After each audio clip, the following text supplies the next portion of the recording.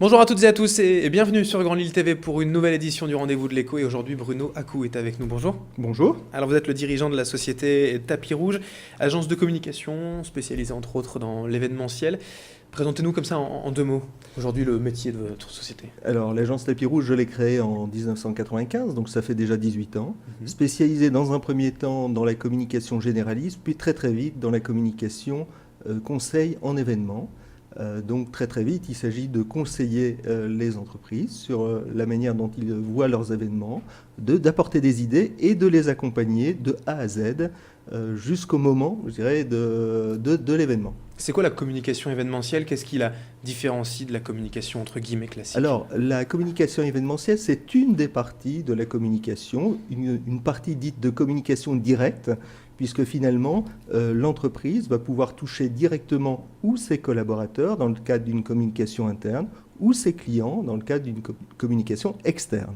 J'imagine que c'est très large la communication événementielle, on peut tout imaginer ou presque? Oui, oui, c'est très, très, très large, et je dirais que même sur Paris, vous avez des agences conseils dans des domaines tout à fait thématiques, que ce soit dans les voyages, dans le séminaire, dans les conventions. Ici en région, on est plus des agences généralistes et capables de tout faire, de tout proposer par rapport aux entreprises. Alors aujourd'hui, cette société Tapis Rouge que vous avez créée donc il y a 18 ans, vous travaillez avec combien de personnes Alors, aujourd'hui? on est resté dans un concept très familial, parce que finalement, moi, ce qui m'intéresse aujourd'hui, c'est de créer des équipes projets en fonction des sujets.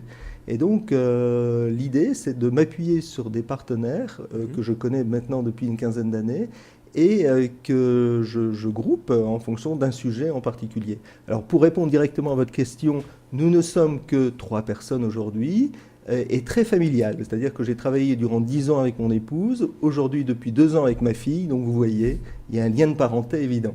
Et au final, ça suffit pour le Oui, portefeuille des clients que vous pouvez avoir aujourd'hui? oui, tout à fait, ça suffit, puisque finalement les clients, ce qu'ils souhaitent par rapport à nous, c'est davantage du conseil, de la créativité, et ensuite, je dirais que nous nous rapprochons d'un certain nombre de partenaires, que ce soit dans le domaine de la scénographie, du domaine des décors, dans le domaine du son, de l'éclairage, etc. Et l'idée, c'est vraiment de choisir les bons partenaires en fonction de chacun des sujets. Qui sont vos clients aujourd'hui? Il y a un type de client préférentiel ou bon, c'est un peu n'importe quelle entreprise? Vous savez, on travaille d'abord, enfin, dans la région, il y a une forte implication au niveau de la grande distribution. Moi-même, j'ai commencé ma carrière dans la grande distribution, j'ai une fibre naturelle par rapport à eux. Et donc, on a beaucoup travaillé pour notamment des salons de formation, pour des inaugurations, encore aujourd'hui pour la création d'un jeu dans le cadre d'un lancement d'un nouveau catalogue au sein d'une grande surface.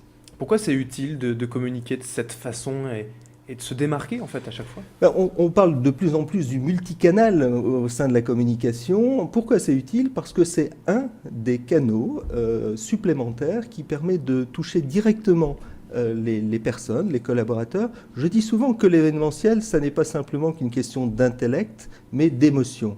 Et au travers de notre métier, nous arrivons directement à toucher, je dirais, le cœur des personnes. Et c'est un facteur complémentaire.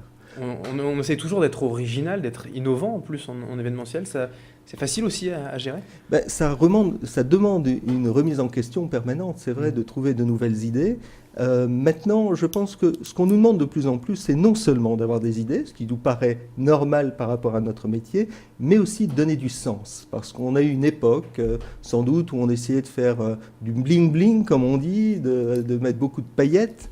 Et les entreprises, lorsque leur budget leur permettait, pouvaient se le permettre.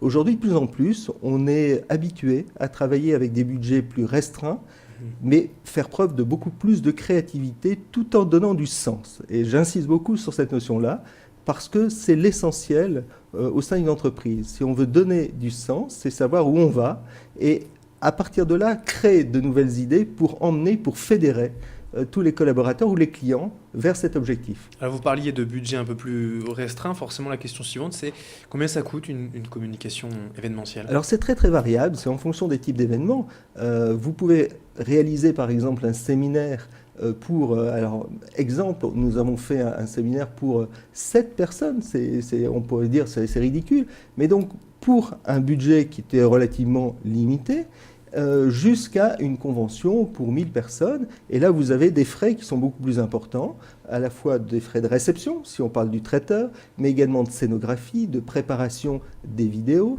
du son, de l'éclairage, des artistes, etc. Donc, il est très très difficile de donner un budget. On a toujours, nous, tendance à dire à un client, en fonction du brief, on leur propose un budget détaillé, presque par tiroir, de telle manière à ce qu'il puisse agir lui-même, interagir sur son budget. Est-ce qu'Internet, le web, a changé quelque chose dans la communication événementielle? On parle, voilà, forcément, on va dire, voilà, de faire le buzz sur Internet. Est-ce que ça a changé la manière de travailler? Oui, tout à fait, ça a changé, ça a permis justement d'enrichir notre métier au travers même d'événements qui peuvent aujourd'hui se faire complètement par Internet, ce qui n'est pas l'idéal puisqu'après on perd, je dirais, le côté humain. Et, le virtuel est intéressant, mais ça n'est qu'un moyen complémentaire. Alors oui, par exemple, aujourd'hui, dans le cadre d'enseignes qui ont beaucoup de magasins, par exemple, ils permettent de communiquer, on va prendre un exemple, les résultats de l'entreprise ou la prime de résultats, directement via un plateau par Internet. Et les gens peuvent également interagir, c'est ça qui est très intéressant. Très bien, merci beaucoup. Donc Bruno Acou d'avoir été avec nous pour ce rendez-vous de l'écho. Je rappelle que vous êtes dirigeant de la société Tapis Rouge, que l'on peut forcément retrouver sur Internet à l'adresse tapisrouge.fr.com. Absolument, .fr. .fr, parfait, merci. Et merci à toutes et à tous donc, de nous avoir suivis pour ce rendez-vous de l'écho. Restez avec nous dans un instant, l'information continue sur Grand Lille TV.